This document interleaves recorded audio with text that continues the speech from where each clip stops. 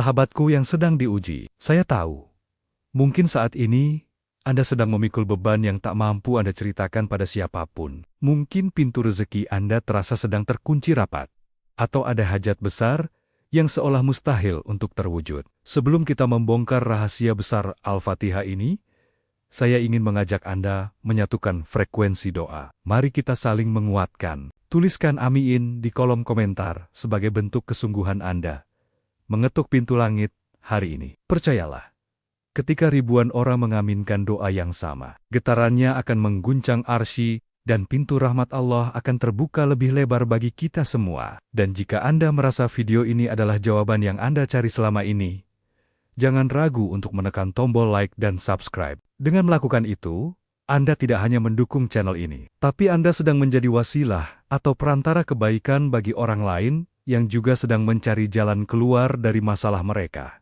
Sudah siap? Karena apa yang akan Anda dengar setelah ini bukan sekadar teori, melainkan kunci langit yang telah mengubah hidup jutaan orang. Mari kita perbaiki cara kita mengetuk pintunya. Pernahkah Anda merasa doa-doa Anda selama ini hanya tertahan di langit-langit rumah? Anda membacanya berulang kali, namun keadaan tidak juga berubah. Rezeki terasa tersumbat, dan hajat besar terasa semakin menjauh. Mungkin letak masalahnya bukan pada apa yang Anda baca, tapi pada bagaimana Anda membacanya. Ketahuilah, surah Al-Fatihah yang kita baca minimal 17 kali sehari bukan sekadar rangkaian kata pembuka. Al-Fatihah adalah sebuah dialog rahasia antara Anda dengan Sang Pemilik Semesta. Dalam sebuah hadits qudsi, Allah berfirman, "Aku membagi Al-Fatihah antara aku dan hambaku menjadi dua bagian." Bayangkan keagungan ini saat bibir Anda mengucap Alhamdulillahirabbil alamin. Saat itu juga di singgasana arsy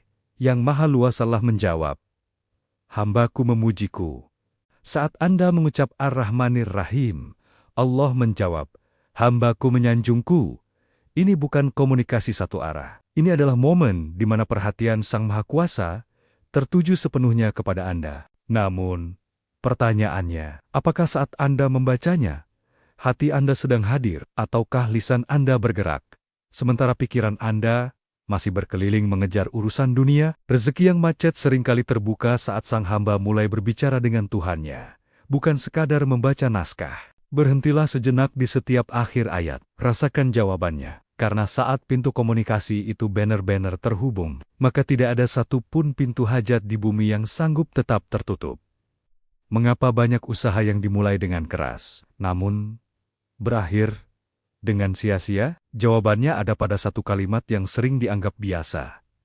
Bismillahirrohmanirrohim. Bismillah bukan sekadar pelengkap lisan, ia adalah sebuah pernyataan penyerahan total. Saat Anda mengucapkan Bismillah dengan kesadaran penuh, Anda sedang berkata kepada alam semesta, "Saya melepaskan semua atribut keakuan saya, kepintaran saya, dan kekuatan saya. Saya melangkah hanya dengan kekuatan-Mu, ya Allah." Inilah rahasia mengapa pintu-pintu yang terkunci rapat bagi manusia tiba-tiba terbuka lebar bagi mereka yang mengamalkan Bismillah dengan benar. Bismillah adalah energi yang menembus hambatan logis. Jika manusia menutup pintu di depan wajah Anda, Bismillah akan menciptakan jalan baru melalui dinding yang paling tebal sekalipun. Mulai sekarang, jangan hanya ucapkan Bismillah di bibir.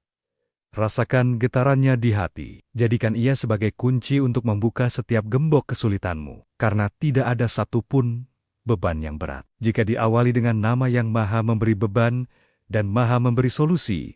Di dalam Al-Fatihah terdapat satu titik balik yang menjadi rahasia para kekasih Allah dalam menjemput keajaiban. Itulah ayat kelima. Iyyaka na'budu wa iyyaka nasta'in. Hanya kepadamu kami menyembah, dan hanya kepodimu kami memohon pertolongan.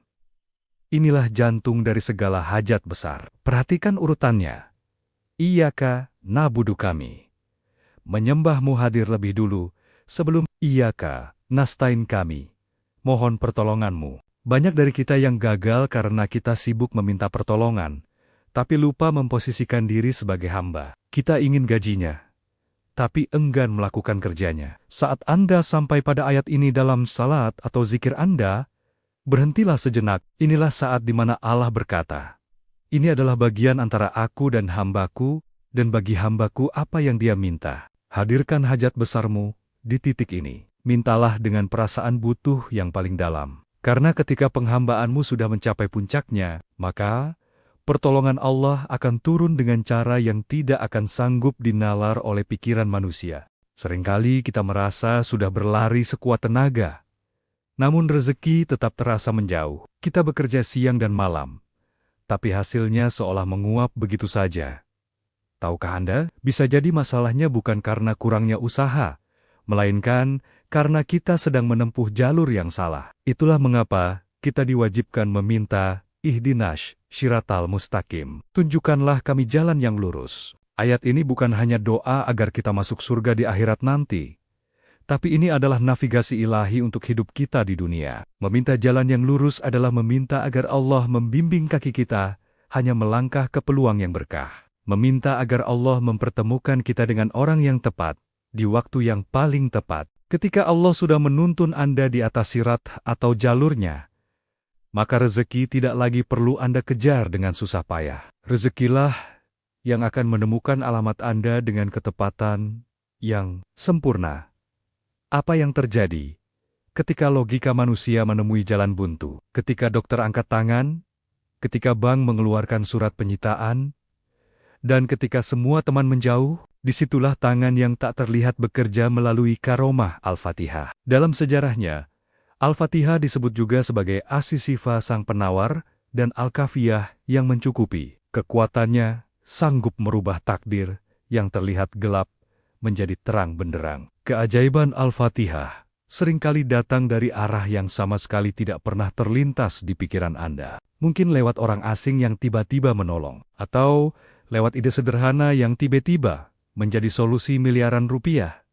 Bagi Allah, mengubah nasib Anda tidak butuh waktu lama. Cukup satu Al-Fatihah yang dibaca dengan keyakinan yang menggetarkan ars, maka alam semesta akan tunduk bergerak untuk membantu urusan Anda. Karena bagi sang pemilik kekuatan, tidak ada hajat yang terlalu besar, dan tidak ada masalah yang terlalu rumit.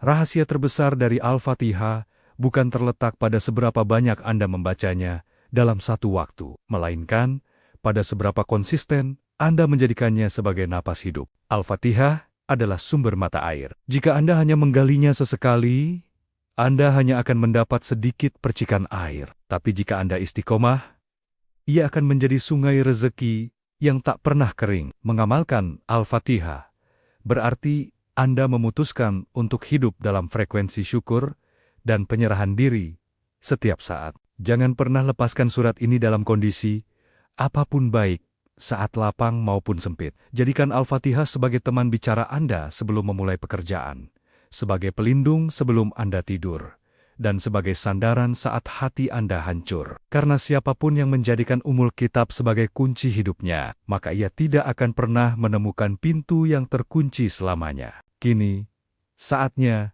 Anda membuktikan sendiri.